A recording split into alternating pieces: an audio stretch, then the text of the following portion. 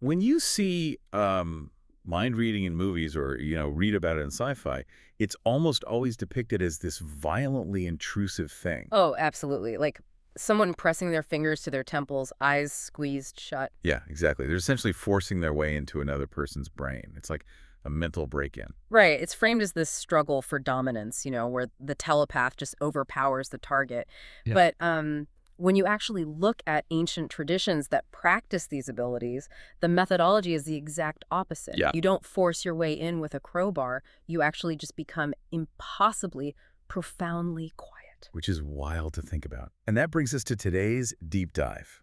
Welcome, by the way. We are jumping into something that sounds like pure magic, but is actually practiced as a really intricate A science. highly disciplined science, yeah. We're looking at the experiences of Osman. You might know him from his platform as the Blind Muslim Yogi. He's this master-level telepathic energy healer and an advanced yoga and meditation teacher. And he specializes in critical care and terminal illness recovery, right? He does, yeah. Yeah. Though we should definitely throw out the caveat here. He always stipulates that his natural therapies, they don't replace licensed medical treatments. It's strictly complementary energetic healing. Which is an important distinction because today we're really navigating that incredibly thin line between mysticism and rigorous mental discipline. Totally. And, well, exploring the surprising ways our physical senses might actually be restricting our perception of reality. Yeah. Restricting us. Because the core of his practice is clairaudience and telepathy. Mm-hmm. And he outlines two entirely different paths to doing this, to hearing the unseen. Right, the two methods. Yeah, so the first path is what we could call entity-based. Basically, a teacher grants you a spirit entity. Like an invisible informant. Exactly. It just gathers data and whispers it back to you. Osman says this is how, some conventional clairvoyants magically know your whole background the second you walk in the room. Because in that scenario, they aren't actually reading your mind. They're just a relay station for the entity that's doing all the heavy lifting. Right, but that is not what Osman does. His domain is the second path, which is practice-based yoga science. There's no spirit whispering secrets. Right. The whole mechanism relies on learning to completely and utterly still your own thoughts. And that stillness is fascinating because there's a massive difference between acoustic sound and the neurological reception of a telepathic frequency. Yeah, how does silencing your own internal monologue suddenly let you hear a frequency from someone else? Well, it really comes down to bandwidth and self-awareness. Like imagine you walk into a packed stadium during a heavy metal concert. Okay, loud. Very loud. Exactly. Your brain is instantly overwhelmed by acoustic data, and that screaming crowd, that represents your own jumping, scattered thoughts. Oh, like your anxieties, your grocery list. Your internal judgments, all of it. In that state, your mental bandwidth is entirely consumed. So you couldn't possibly hear, say, a single note played on an acoustic guitar on the other side of that stadium. Precisely. You just couldn't. But practice-based yoga science trains you to systematically mute that stadium. You're turning the dial down. Down to zero. And once that internal environment is dead silent, an external frequency can finally register. You focus on the person in front of you, and suddenly, a thought materializes. And because you know the exact texture of your own internal voice. You instantly recognize the foreign data. Without a doubt that the thought popping into your head isn't yours. It belongs to the person sitting across from you. Which means you can just look at someone and read them like an open book. But, that requires an extreme level of dedication. Oh, extreme is an understatement. Right. Because if catching those subtle frequencies requires turning your internal dial down to zero, what happens when you leave that dial at zero for like almost an entire day? Well, you shatter the ceiling of what your nervous system is accustomed to handling. And Osman pushed that boundary to an absolute extreme. He talks about a period where he meditated for 16 to 18 hours a day. Yeah, and we need to be really clear about what that means. We aren't talking about, using a mindfulness app for 10 minutes before bed. No, definitely not. 16 hours of unbroken meditation leads to a state called samadhi. It's this profound, ultimate meditative absorption. What happens to the body during that? The physiological markers literally change. Your heart rate plummets, respiration becomes almost imperceptible, and your brain enters deep delta and gamma wave patterns. It's basically a complete metabolic and neurological suspension. He achieved this multiple times. Yeah. So by suspending his physical constraints for those massive stretches, He broke through to another frequency entirely. He opened a door. Yeah, he wasn't just picking up faint mental signals from people across the room anymore. He started hearing entities from parallel universes that were, like, sharing his physical space. And this is usually where these kinds of stories pivot straight into horror. Right. Yeah, encountering beings from alternate realities usually carries this heavy connotation of malevolent spirits or demonic hauntings. Which is exactly why his account is so wild, because it subverts all of those expectations. Completely. When these entities realized he could hear them, they crowded around him. But they weren't scary. They were actually incredibly happy-go-lucky. Yeah, they were cracking jokes. Yes. They started talking to him, and it's essentially doing a multi-dimensional stand-up routine. The Parallel Universe Comedy Club. Literally. And he notes that these higher frequency entities are way funnier than human comedians. I love that detail. It's hilarious. He'd be sitting in a completely silent room full of people, and he would just burst out laughing because of a joke told by some invisible being. And he couldn't contain it. No. And to avoid sounding totally unhinged, he'd just have to look at the people staring at him and awkwardly go, "Oh, I just remembered something funny." That juxtaposition is just fascinating. Having this profound mystical breakthrough, but you still have to navigate basic human social awkwardness. Right. But according to this framework, high-frequency entities lack the heavy, dense suffering of the human plane.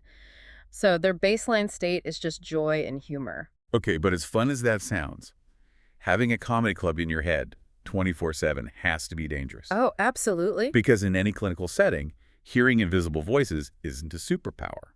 That's the textbook definition of severe mental illness. It's schizophrenia. It is. So, I mean, where is the line between a mystical awakening and a psychological break? Yeah. Because having invisible crowds in your head sounds exhausting. And it did become entirely overwhelming for him. The sheer volume of that high-dimensional input went from being this cool byproduct of meditation to something that actively threatened his functional reality. Right, you can't live like that. You can't. But the key distinction between his experience and clinical psychosis lies in control. He stopped the voices. And how did he do it? Because he didn't use some elaborate banishing ritual with candles and salt. No, he used the ultimate tool of the yogic framework, which is singular focused intention. Just a thought. A thought with absolute sovereign power. He just projected the thought, I want this to stop, and it stopped instantly. He established a psychic boundary. Exactly. He engaged the frequency, experienced it, and most importantly, he possessed the mental architecture to lock the door behind him. And he says he keeps that door closed to this day. Okay, but I need to push back on this a little on behalf of the listener. Because he was fully aware that hearing voices is the primary symptom of losing your mind. Yeah. Yet he stayed entirely confident in his sanity. And he credits that mental stability to his advanced pranayama practice. Right, pranayama being the yogic science of breath control. Exactly. He claims it's almost impossible for an advanced pranayama practitioner to suffer from psychosis. That is his central thesis regarding safety in all of this. Which I get, conceptually like breathing to calm down. But we are talking about human biology here. How does the physical act of breathing literally rewire your brain chemistry to prevent a psychotic break?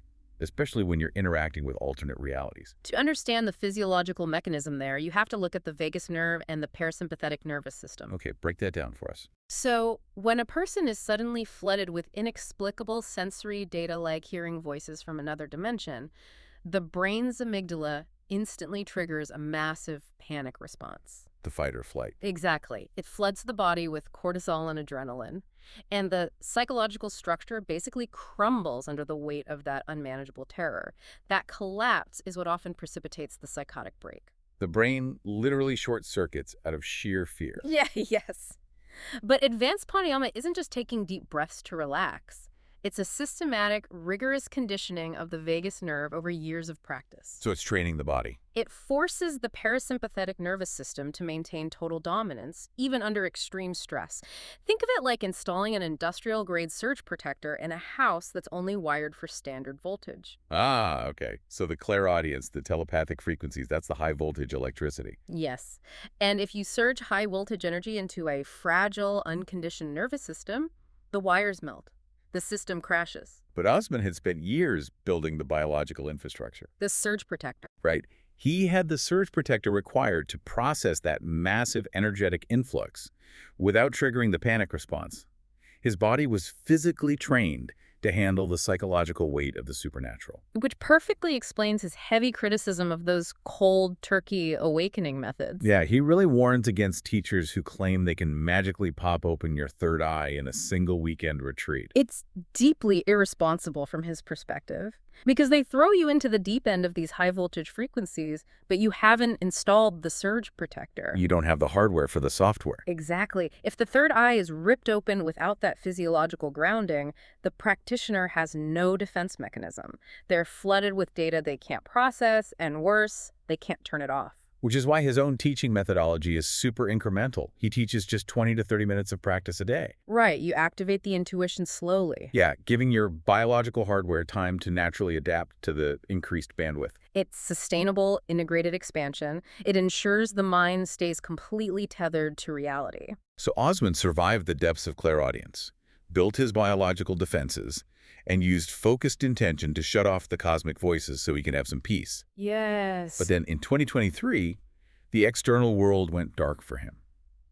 He became 100% physically blind. A total sensory shutdown. No light, no color, no shape. And this introduces, honestly, the most profound paradox of his entire journey. Because he claims that despite living in total darkness, he actually perceives vastly more about the people around him than sighted individuals do. He literally argues that sight is a massive liability when it comes to true communication. Because sighted people suffer from massive information overload. Right. Let's break down the neurology of that for a second. The visual cortex takes up a huge amount of the brain's processing power. Like imagine you and I are sitting in a cafe having a conversation. Okay. Your brain is simultaneously calculating the lighting, tracking the movement of the barista behind me, analyzing the color of my shirt, and scanning my facial expression. It's exhausting when you think about it. It is. You're trying to drink from a fire hose of visual data.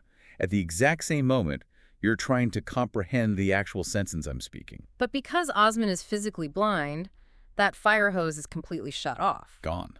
So the brain's neuroplasticity redirects all that dormant processing power straight into the auditory cortex and the intuitive centers. He's not distracted by the chaotic environment. He's not distracted by the practiced fake smile on someone's face. No, he receives the spoken sentence not as a fire hose, but as a single perfect drop of water. Wow. He hears the microscopic details that we completely miss.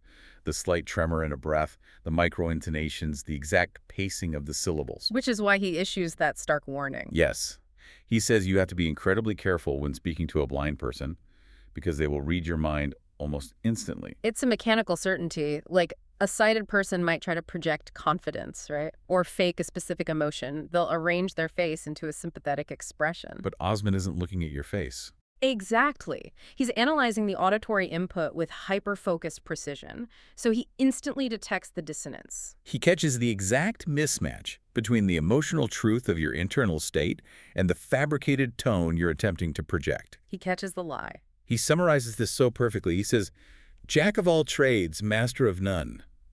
For us sighted people, our eyes actually make us remarkably lazy listeners. We rely so heavily on the visual skim that our other perceptive abilities simply atrophy. Yeah.